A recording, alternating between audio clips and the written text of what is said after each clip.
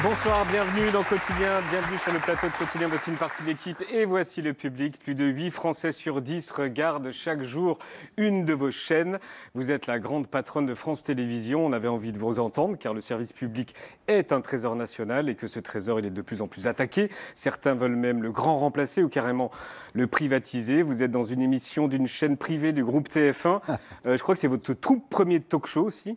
Bah oui, c'est mon tout premier plateau, donc merci de m'accueillir.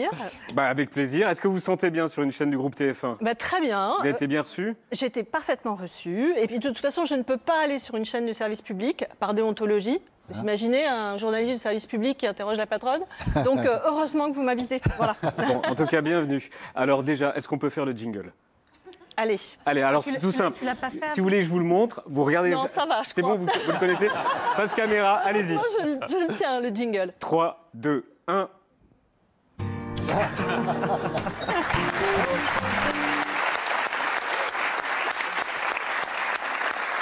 Alors on va voir beaucoup d'images ce soir. On commence par une archive du journal de France 2. Vous n'êtes pas encore PDG, on est en 2010 et vous êtes l'une des dirigeantes de France Télécom. Vous lancez une machine révolutionnaire. Il faut être honnête, on ne voit plus beaucoup de monde dans les cabines téléphoniques à l'ancienne. La quasi-totalité des particuliers ont des portables. Alors France Télécom a inventé la cabine du futur. Tout simplement, avec le doigt, avec l'avantage, comme c'est de la téléphonie sur Internet, vous pouvez corriger votre numéro si vous vous êtes trompé. On constate qu'aujourd'hui, les usagers des cabines actuelles sont à 94% des gens qui ont un portable. C'est un usage qui est en réalité complémentaire de celui du portable. Parce qu'il se peut qu'on ait un portable déchargé, plus de batterie, et c'est dans ces cas-là aussi qu'on utilise une cabine. Ça n'a pas pris. Hein. Oui, bon. J'ai adoré travailler pour France Télécom. C'était déjà un peu le service public, même Orange encore un peu le service public. C'était combien de temps avant France Télé ? C'était 5 ans. 5 ans avant France Télévisions. Et voilà, c'était une grande partie de ma carrière. J'adore toujours cette entreprise. Mon téléphone est Orange. Je suis Orange forever. Alors le 14 mai dernier, vous avez été reconduite pour un 3e mandat à la tête de France Télévisions. C'est du jamais vu à plusieurs titres. Première femme présidente, premier PDG réélu et premier PDG à faire un 3e mandat. À votre avis, pourquoi ? Alors pourquoi ? Il faut demander à l'Arcom qui a décidé. Moi, je sais pourquoi. En fait, j'ai eu envie de candidater pour un 3e mandat après 10 ans. Parce que d'abord les usages évoluent beaucoup. Hein. Là, on voit la cabine téléphonique, c'est complètement daté. Ça existe. Ah, vous trouvez ? Bah oui, complètement. Oui, bon. Si je me replonge il y a 10 ans, quand je suis arrivée, Netflix venait d'arriver en France. Les réseaux sociaux n'avaient pas la place qu'ils avaient aujourd'hui, et on a devant nous encore énormément de transformations. Donc ça, c'est le contexte. Et puis vous l'avez dit, aujourd'hui, défendre le service public, c'est très important parce qu'en effet, il est attaqué sur les réseaux sociaux et chose aussi assez nouvelle, pas que, voilà, dans des médias, dans de la presse, de la radio et aussi sur certaines chaînes. Donc je pense que pour résister dans ce contexte-là, pour affirmer que voilà, on a toujours besoin d'un service public fort, libre, indépendant, il faut être soi-même assez costaud. Et après 10 ans, je me sens assez costaud. Une de vos premières décisions, c'est l'abandon des chiffres. Hein. Vous avez pu le remarquer en haut de votre écran. Donc il n'y a plus le 2, il n'y a plus le 3, il n'y a plus le 4, il n'y a plus le 5. C'est écrit France Télé partout. Qui a eu l'idée ? Parce qu'on n'a pas compris. Qu'est-ce que vous n'avez pas compris ? Le fait que sur plusieurs canaux, il n'y ait qu'un seul logo. Oui, alors d'abord, les gens se repèrent très bien. Pour vous dire, depuis qu'on a changé, on a eu peut-être 80 courriers. Ou mail ou courrier. Bon, donc autant dire rien du tout. Alors c'était peut-être nous, mais... Donc c'est vous. Ouais. Donc c'est vous. En fait, c'est vous, Yann, qui avez écrit à France Télé. Ça y est, j'ai compris. Mais des courriers avec des timbres. Oui, il y a encore des gens qui nous écrivent avec des courriers avec des timbres. Mais quelle est la logique ? Alors la logique, c'est qu'en réalité, aujourd'hui, quand on est un éditeur comme nous sommes, on publie comme un éditeur, à la fois sur nos chaînes traditionnelles, la 2, la 3, la 4, la 5, France Info, mais aussi sur les réseaux sociaux et sur toutes les plateformes. Et pour ça, pour être reconnu quand vous êtes sur YouTube, sur Insta, il faut avoir une marque, et une marque forte.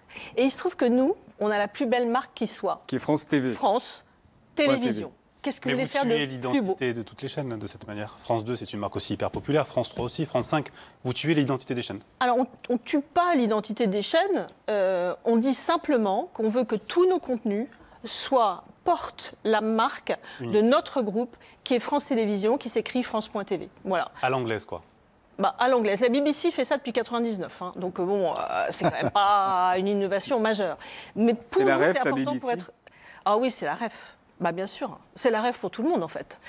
Peut-être à tort, d'ailleurs. Je ne sais pas si tous les gens qui la citent la regardent Oui. autant que ça, Oui. en réalité.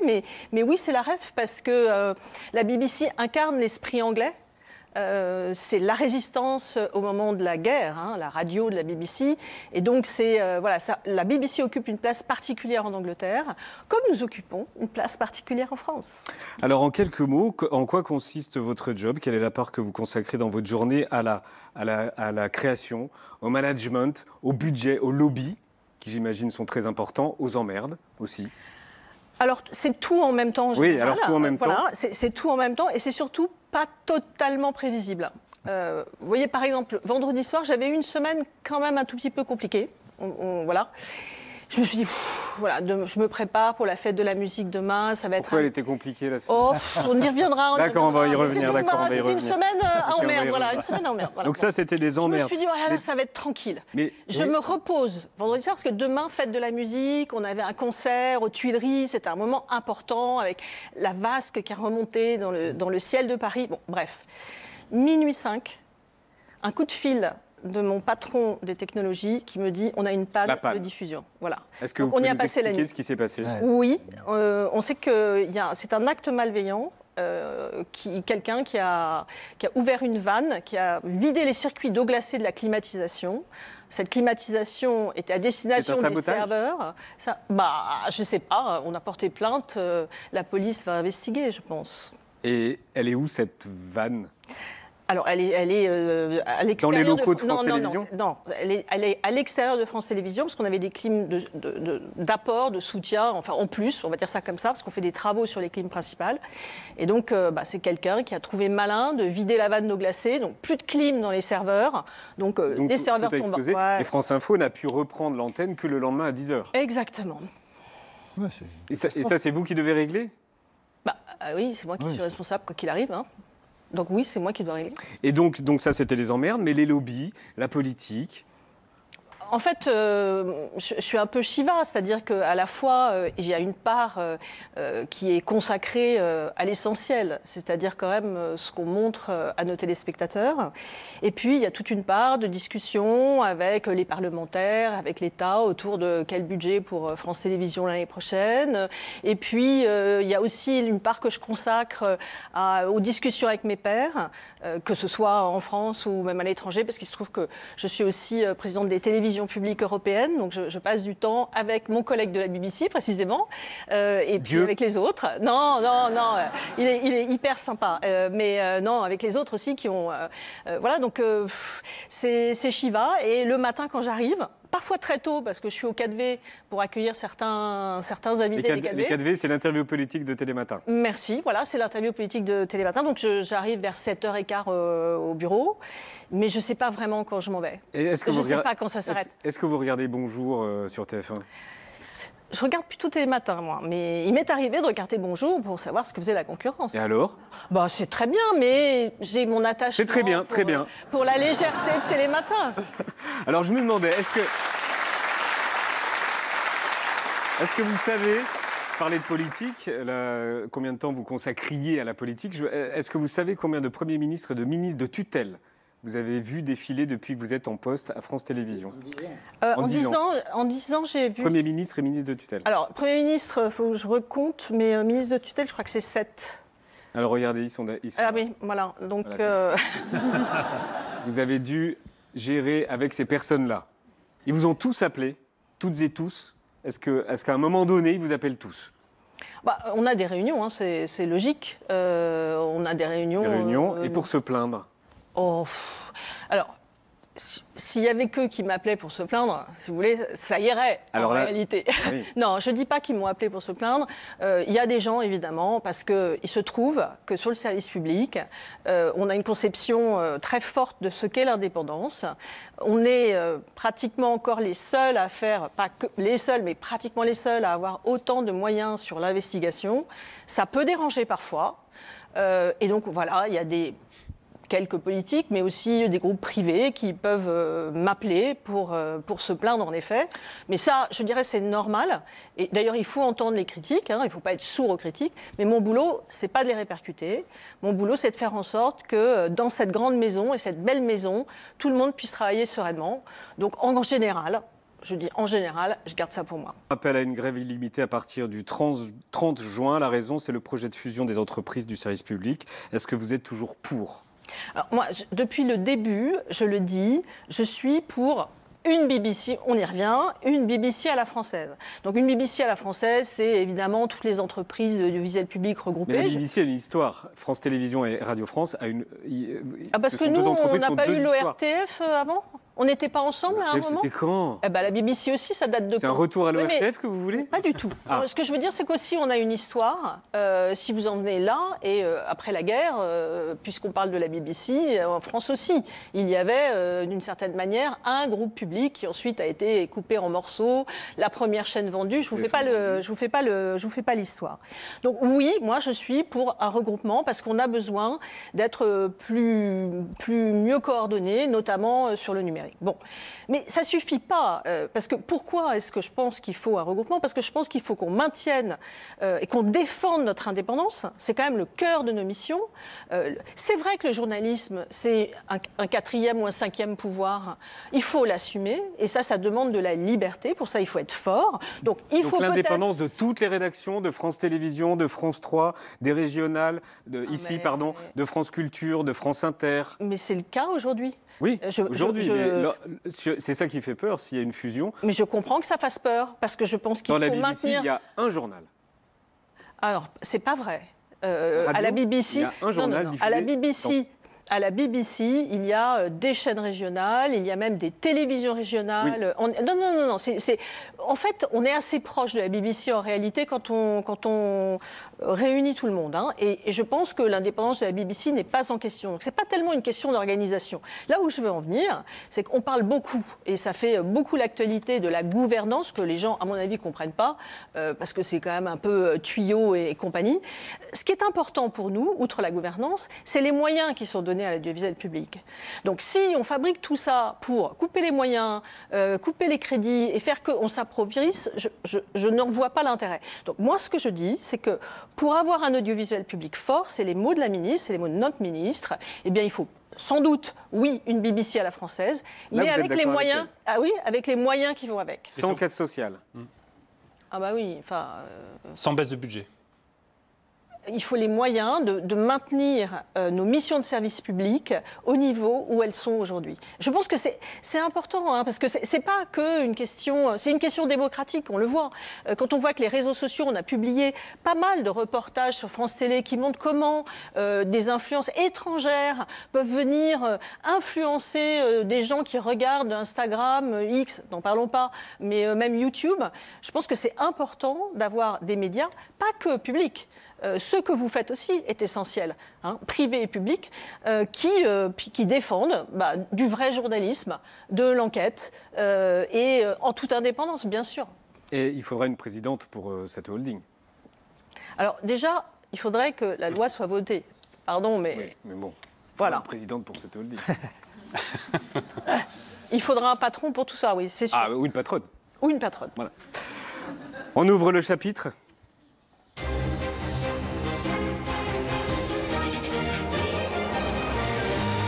Pourquoi vous avez décidé de vous passer d'Anne-Sophie Lapix ? Bon, d'abord, je trouve que j'ai beaucoup d'admiration pour Anne-Sophie Lapix, qui a tenu et a porté haut ce journal pendant 8 ans, avec le professionnalisme, la rigueur et l'indépendance qu'on lui connaît. Donc, son dernier journal, c'est Jeudi. Et moi, je voudrais lui dire toute ma reconnaissance pour ces 8 années, puis qui étaient précédées avant. Elle était déjà sur le service public, hein, puisqu'elle était dans C'est à vous. Voilà. Maintenant, c'est vrai que c'est un 3e mandat. Le journal doit continuer à évoluer parce qu'on est quand même pas mal remis en question par les chaînes d'infos, les réseaux sociaux, cette actualité immédiate. Donc il faut une évolution permanente. Et j'ai pensé qu'il fallait aussi une nouvelle incarnation pour ce nouveau 20h. Voilà. Et pourquoi Léa Salamé? Pourquoi Léa Salamé? D'abord, je discute avec Léa. Est-ce que c'est le premier choix? Alors, c'est compliqué parce qu'en fait, je dis que c'est un secret pour personne que Léa avait décidé d'arrêter la matinale d'Inter qu'elle tient magnifiquement depuis 10 ans. Il se trouve que Léa travaille aussi sur France Télé et moi, je ne voulais pas la voir quitter le service public. Donc, ça fait plusieurs semaines que je discute avec Léa Salamé, que je connais bien, que j'admire beaucoup, que j'apprécie, voilà, bon, qui est une grande journaliste. Il se trouve que j'avais proposé, pendant cette discussion avec Léa, on essayait d'imaginer son avenir sur France Télévisions, j'avais proposé le 20h à Caroline Roux, qui finalement a décliné. Donc là, dans les discussions avec Léa, je lui dis, écoute Léa, faut que tu y ailles. Vous assiez, non? Parce que... Faut que tu y ailles. Ah, vous avez dit ça à Léa Salamé? Oui. Elle n'en a jamais rêvé, du 20h, hein, Léa. Donc c'est pas Léa qui est venue me dire, je veux le 20h. Pourquoi ça jamais. fait rêver personne à France Télé, le 20h? C'est quand même la grand-messe. Parce que c'est exigeant. Parce vous le que proposez, les fans, non. C'était le Graal à une époque. Oui, mais je me pas. demande aussi. Non, parce que c'est exigeant, parce que c'est énormément de travail, parce que c'est une ascèse, en fait, le 20h. Hein. On arrive le matin, il faut avoir lu toute la presse. On finit après la conf critique. Maintenant, le 20h, ça se termine à 21h, donc à 21h30. Donc voilà, c'est un rythme, c'est une ascèse. Et puis, ça peut être impressionnant aussi. On peut le comprendre. C'est un exercice qui est peut-être un peu plus formel qu'un talk comme celui que vous avez ici. Donc je crois que c'est ça qui a présidé. Ou qu'elle a le samedi soir chez vous. Ah, mais elle va le garder. Elle Vous avez réussi à imposer ça au syndicat? Au syndicat. Pourquoi Parfois, on critique le mélange des genres, l'information. Oui, je sais, mais cadrée en oui, semaine, oui, on et peut un talk un peu plus critiquer. léger le week-end. Mais c'est vrai qu'elle a tellement investi dans cette très belle émission qu'est Quelle époque, qui marche formidablement bien. Donc, il se trouve qu'elle va faire le 20h du lundi au jeudi. Elle a le vendredi de libre. Je trouvais ça dommage qu'elle arrête Quelle époque, qui est formidable. Donc oui, elle va tout faire. Elle est capable. C'est une grosse bosseuse. Elle est capable. Oui, ça, c'est une grosse bosseuse. Et si Raphaël Glucksmann se présente à l'élection 2027, son compagnon? Non mais attendez, ça fait 10 ans qu'elle est à la matinale d'Inter, d'accord, qu'elle a porté très très haut.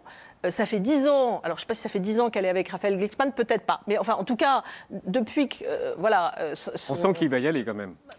J'en sais rien. En tout cas, quand il était en campagne pour les Européennes, elle s'est mise en retrait, voilà. Mais on ne peut pas résumer quand même la grande Léa Salamé uniquement à son compagnon. Évidemment, ça compte, mais voilà. D'ailleurs, elle a ses opinions, sa liberté et sa carrière. Avant de passer à Maya, Télématin, même duo? Ah, on va voir. Ah, ça veut dire non. Alors, on fait une conf de rentrée. Non, mais je vous le dis parce que vous allez me demander et ceci et cela. Il est tout neuf, ce duo. Pourquoi ça séparer? Non, mais c'est on va faire ça là. On fait une conf de rentrée. Non, mais... Faut pas faire ça. On fait une conf de rentrée le 8 juillet. Non, mais donc vous sérieusement. ne me soutirerez pas d'informations. Est-ce qu'il y a un petit problème à Télématin? Il n'y a pas de problème à Télématin. Vous voyez bien, tout va bien. Donc vous ne me soutirerez pas des informations. Si vous le dites comme ça, je vous crois. Vous ne me soutirez pas des informations avant le 8 je vais juillet. patienter alors. Ben voilà. Delphine Ernotte, qu'ainsi je vous présente Maya Mazorette, notre experte genre et sexo, et elle a regardé vos programmes sous cet angle-là.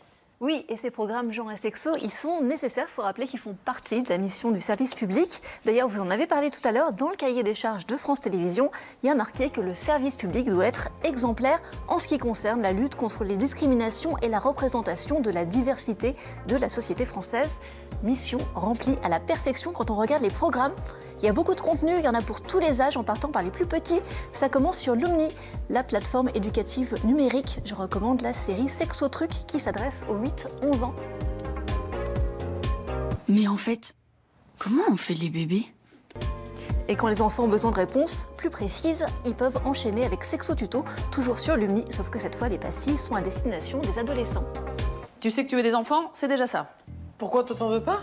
Si, mais il n'y a pas d'obligation. Hein. Après pénétration et éjaculation, les spermatozoïdes se retrouvent dans le vagin. Et là, c'est la course.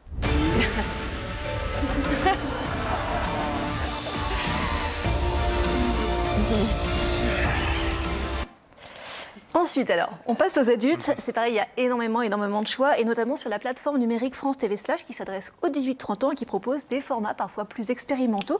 Moi, cet été, je vais clairement regarder Infidèle, un documentaire plein de témoignages qui explore notre rapport à la fidélité, et ça a l'air vraiment très marrant. Je pense que maintenant, si quelqu'un n'est pas là pour me rendre plus intelligent, plus heureux ou plus riche, franchement, ciao. Riche de cœur, évidemment. Mais après, on peut négocier. Après ça, forcément, je vais vouloir enchaîner sur de la fiction en rattrapant enfin tous les épisodes de Cher Tendre avec Daphné Burki, une série clairement pensée pour la jeunesse. Je suis pas malade, maman. Je suis intersexe.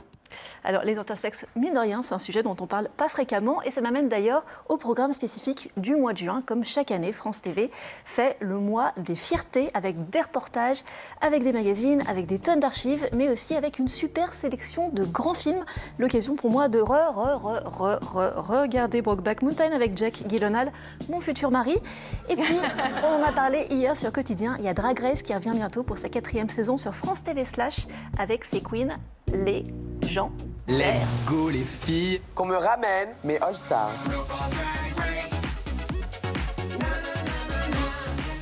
Et ben voilà, la diversité française est au rendez-vous, et ces valeurs, elles sont d'ailleurs partagées au-delà de la France par l'Union européenne de radio-télévision. On en a parlé tout à l'heure, vous en êtes donc aussi présidente. Dans la 4e phrase de la charte, il y a marqué « Nous nous engageons à inclure tout le monde et à renforcer chaque communauté appartenant à notre société ».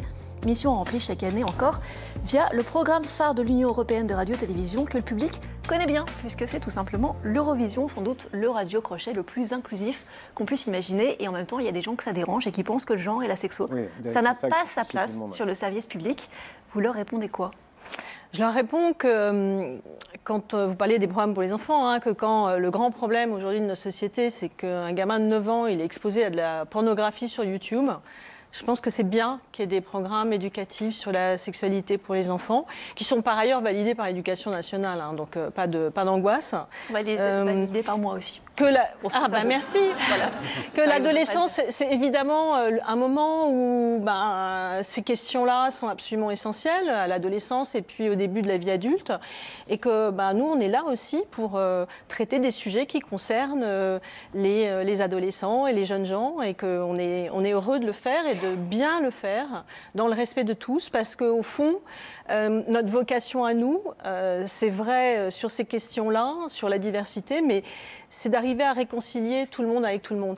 Et c'est aussi rajeunir l'audience, qui est un peu... Oui, mais c'est pas que ça. Vous savez, vous avez accueilli Drag Race hier, donc je vous remercie d'ailleurs.